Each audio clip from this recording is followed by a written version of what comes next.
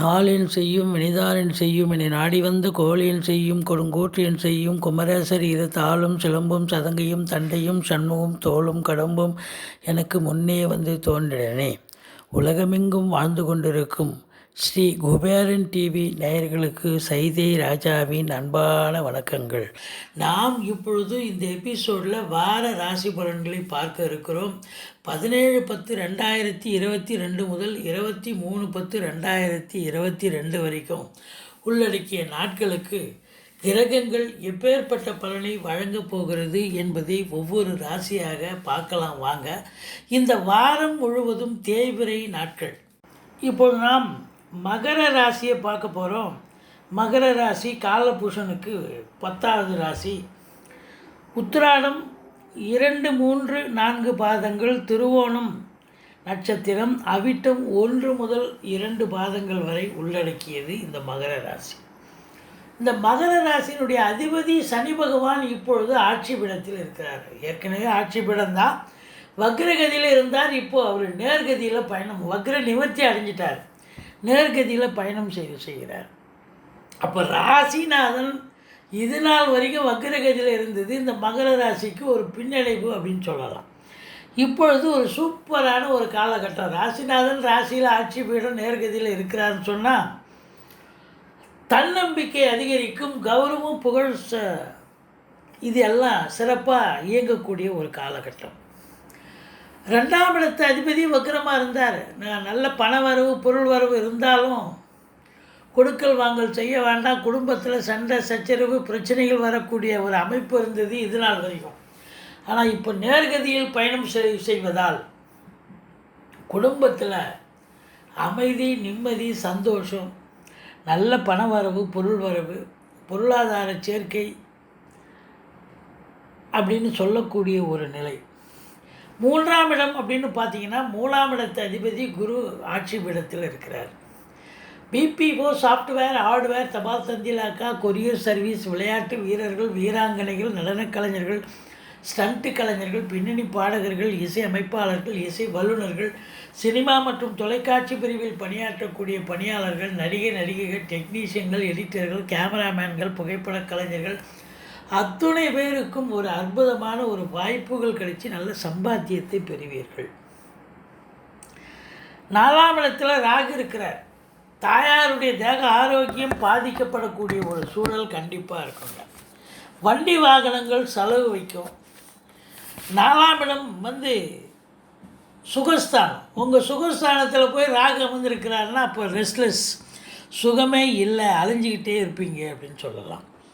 இன்னொரு plus point என்ன அப்படின்னா 4ஆம் இடம் செவ்வாயினுடைய வீடாக இருக்கிறதால அங்கே ராகு அமர்ந்திருக்கிறார். மேஷ ராகு, மேடான ராகு. அப்போ சொத்து, வீடு, இடம், ஃப்ளாட்டு இதெல்லாம் வாங்க முடியும். என்ன நினைக்கிறீங்களோ உங்கள் அபிலாஷைகள் நிறைவேறும் அப்படின்னு சொல்லலாம். வேலை இல்லாதவர்களுக்கு வேலை கிடைக்கும். ஆனால் வேலை உங்களுக்கு பிடிக்காமல் போகும். காரணம் 10ல் கேது இருப்பதால். 5ஆம் இடத்து அதிபதி சுக்கிரன் ஆட்சி பீடத்தில் இருக்கிறார். இது சிறப்பான ஒரு விஷயம். சினிமா மற்றும் தொலைக்காட்சி பிரிவில் பணியாற்றக்கூடியவர்கள், நடிகைகள், டெக்னீஷியன்கள், எடிட்டர்கள், கேமராமேன்கள், புகைப்பட கலைஞர்கள் அத்துணை பேருக்கும் அற்புதமான வாய்ப்புகள் கிடைக்கும். ஆனால் ஹார்ட் ஒர்க் பண்ணணும். 10ஆம் இடத்தை சனி பார்க்குறார், அவ்வளோதான். ஹார்ட் ஒர்க் பண்ணணும். மேலாமினிக்காக வேலை பார்க்க முடியாது.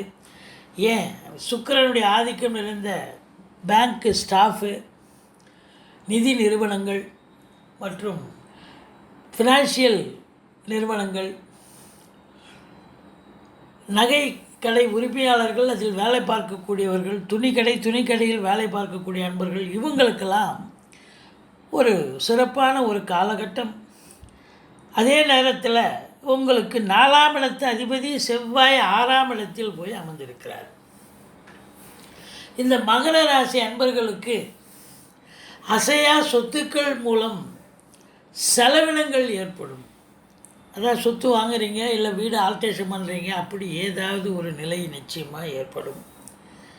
மற்றபடி 7ஆம் இடத்தை குரு பகவான் பார்க்கிறார். இது அமக்கலமான ஒரு நிலை. திருமண வயதில் இருக்கும் இந்த மகர ராசி அன்பர்களுக்கு திருமணம் கைகூடும். கணவன் மனைவி ஒற்றுமை அதிகரிக்கும். மற்றபடி 8ஆம் இடம் என்று சொல்லக்கூடிய 8ஆம் இடத்து அதிபதி உங்களுக்கு 10ஆம் இடத்தில் இருக்கிறார். வேலை பளு இருக்கும், வேலையில் கொஞ்சம் ப்ராப்ளங்கள் இருக்கும். மற்றபடி 9 குடையவன் 9ல் இருந்து ஆட்சி பீடத்தில் உச்சம் அடைஞ்சு ஒரு பார்வையில் இருக்கிறார். அப்போது புதனுடைய ஆதிக்கம் நிறைந்த பத்திரிகை துறை, எழுத்துத்துறை, எழுத்தாளர்கள், கவிஞர்கள், ஆடிட்டர்கள், வங்கி பணியாளர்கள், வழக்கறிஞர்கள், ஆசிரியர்கள், பேராசிரியர்கள், இலக்கியவாதிகள், சொற்பொழிவாளர்கள் இவங்களுக்கெல்லாம் ஒரு யோகமான ஒரு காலகட்டம். ரொம்ப நல்லா வேலை பார்க்குறீங்கன்னு ஒரு ரெகக்னேஷன் கிடைக்கும். அரசாங்கத்தில் வேலை பார்க்குறவங்க கொஞ்சம் எச்சரிக்கையாக தான் வேலை பார்க்கணும். வேளாண்மைக்கியாக வேலை பார்க்க முடியாது. அரசு மற்றும் தனியார் துறை மற்றும் சொந்த தொழில் பண்ணக்கூடிய அன்பர்கள் யாராக இருந்தாலும் அதிகமான உழைப்பு தேவைப்படுகிறது அப்படின்னு சொல்லலாம். மற்றபடி சொந்த தொழில் செய்யக்கூடிய அன்பர்களுக்கு நல்ல ஒரு பாசிட்டிவ் எனர்ஜி, நல்ல லாபம் கிடைக்கும். எண்ணிய செயல் ஈடேறுதல். முதல் திருமணம் முறிவு ஏற்பட்டவர்களுக்கு 2வது திருமணத்திற்கான பேச்சுவார்த்தை நடத்துவார்கள். மற்றபடி குறை ஒன்றும் இல்லை. இந்த மகர ராசிக்கு 20, 21, 22 சந்திராஷ்டம தினமாக வருவதால் கொஞ்சம் எச்சரிக்கையாக இருங்க. மற்றபடி குறை ஒன்றும் இல்லை. நிறைவான ஒரு காலகட்டம்.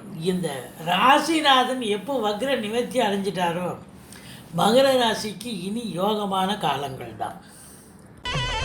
ஸ்ரீ குபேரன் டிவியை பார்த்தமைக்கு நன்றிகள். மேலும் இது போன்ற தகவல்களை தெரிந்து கொள்ள ஸ்ரீ குபேரன் டிவியை சப்ஸ்கிரைப் செய்யுங்கள். மறக்காமல் பெல் ஐக்கானை கிளிக் செய்யுங்கள்.